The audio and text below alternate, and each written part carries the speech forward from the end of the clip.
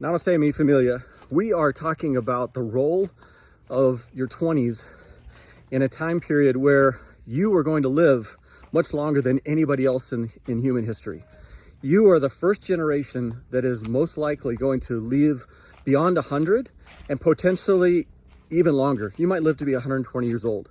So your 20s, your 30s, very different than anybody else before you.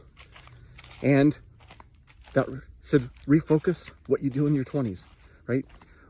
Number one, the biggest piece of advice I can give you is, I am gonna fall in the jungle here. It's a little slippery. It was raining recently, so it's a little wet out here, and I'm wearing flip-flops, so it's not exactly the best hiking shoes. Okay, big piece of advice.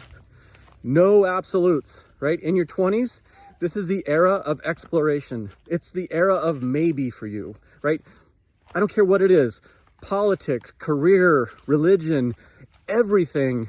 You are the era of maybe, right?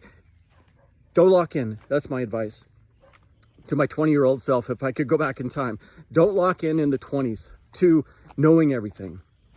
Don't worry. Don't have a plan for success. I don't mean to screw off and not, move forward. No. What I mean is don't be so locked in that you've got it all figured out, because your generation is going to be the first generation to grow up and become contributing members of society in the advent of artificial intelligence becoming conscious.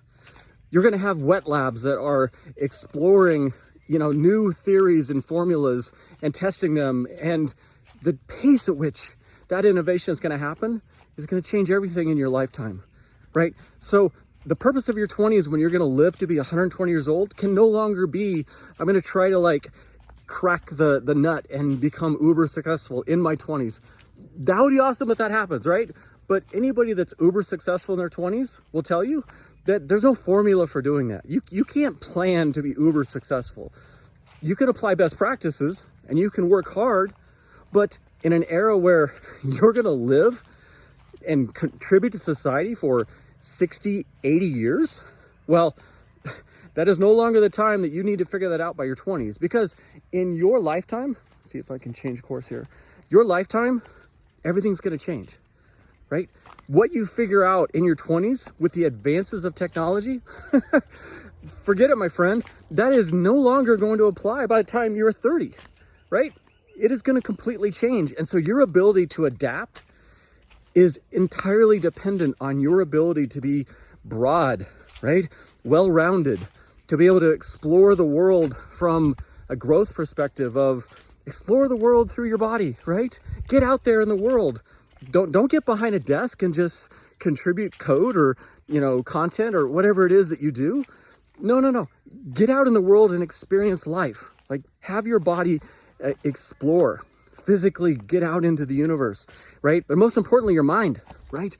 Your mind has to be broad, not just touching on a few topics like you do in school, but actually exploring in the real world and learning and exploring and experiencing.